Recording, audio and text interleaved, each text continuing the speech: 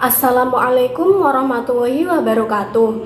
Pada video kali ini saya akan membahas tentang karakteristik klasifikasi media, kekurangan dan kelebihannya. Proses belajar mengajar dapat diartikan juga sebagai proses komunikasi.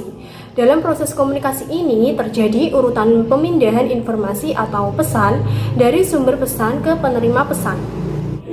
Proses komunikasi dalam konteks belajar, yaitu pesan dari guru, kemudian media, kemudian penerima pesan, penerimanya yaitu siswa, kemudian tujuan hasil belajar. Media pembelajaran adalah segala sesuatu yang berupa orang, bahan, peralatan atau kegiatan yang digunakan untuk menyalurkan pesan yang dapat merangsang pikiran, perasaan, perhatian, dan kemauan peserta didik sehingga mendorong terjadinya belajar pada dirinya. Fungsi media pembelajaran yaitu 1. Menangkap suatu objek atau peristiwa tertentu. Yang kedua, memanipulasi keadaan, peristiwa atau objek tertentu. Yang ketiga, kesempatan belajar yang lebih merata. Yang terakhir ada pengajaran lebih berdasarkan ilmu. Selanjutnya, nilai media pembelajaran. 1. Media dapat mengatasi keterbatasan pengalaman yang dimiliki siswa. Yang kedua, media dapat mengatasi batas ruang kelas. Yang ketiga, media dapat memungkinkan terjadinya interaksi langsung antara peserta dengan lingkungan. Yang keempat, media dapat menghasilkan keseragaman pengamatan. Yang kelima, media dapat menanamkan konsep dasar yang benar, nyata, dan tepat. Yang keenam, media dapat membangkitkan motivasi dan merangsang peserta didik untuk belajar dengan baik. Yang ketujuh, media dapat membangkitkan keinginan dan minat baru dalam belajar. Yang kedelapan, media dapat mengontrol kecepatan belajar peserta didik. Yang terakhir ada media dapat memberikan pengalaman yang menyeluruh dari hal-hal yang konkret. Manfaat media pembelajaran. 1. Pengajaran akan lebih menarik perhatian siswa sehingga dapat menumbuhkan motivasi belajar atau pengajaran lebih produktif. Yang kedua, bahan pengajarannya akan lebih jelas maknanya sehingga dapat lebih dipahami oleh para siswa dan memungkinkan siswa menguasai tujuan pengajaran lebih baik. Yang ketiga, pengajaran akan lebih bersifat langsung karena metode yang digunakan akan lebih bervariasi, tidak semata-mata komunikasi verbal melalui penuturan kata-kata oleh guru, melainkan mengajak siswa secara langsung untuk mengalami dan berinteraksi dengan sumber belajar.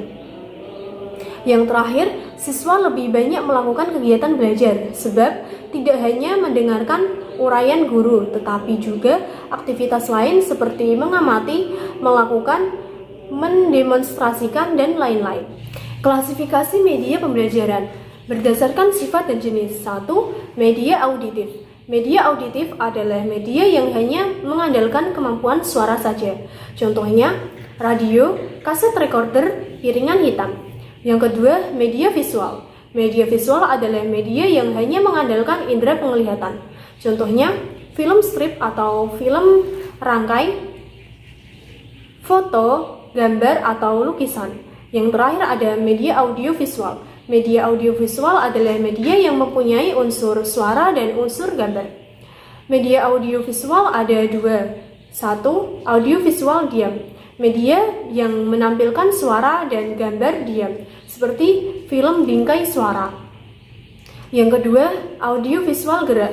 Media yang dapat menampilkan visual gerak. Media yang dapat menampilkan unsur suara dan gambar yang bergerak. Klasifikasi media pembelajaran berdasarkan teknik pemakaian. 1. Media elektronik. Yang kedua, media non-elektronik. Sedangkan berdasarkan daya jangkau. 1. Daya jangkau serentak.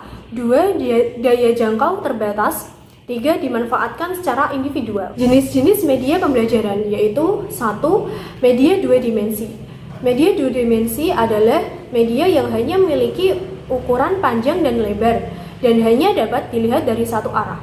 Contohnya, gambar atau foto, sketsa, diagram, bagan atau chart, grafik, kartun, dan poster. Yang kedua, media 3 dimensi. Media 3 dimensi merupakan media dalam bentuk model.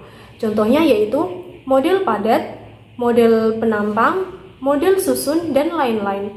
Yang ketiga, model proyeksi. Model proyeksi yaitu media yang diproyeksikan seperti slide, film, strip, transparan. Contoh lingkungan sebagai media yaitu kebun, pasar, industri, dan sekolah. Prinsip-prinsip penggunaan media. 1. Menentukan jenis media dengan tepat. Yang kedua, menetapkan atau memperhitungkan subjek dengan tepat. Yang ketiga, menyajikan media dengan tepat. Yang terakhir, menempatkan atau memperlihatkan media pada waktu, tempat, dan situasi yang tepat. Faktor-faktor pemilihan media pembelajaran. 1. Objektivitas. Yang kedua, program pengajaran. Yang ketiga, sasaran program.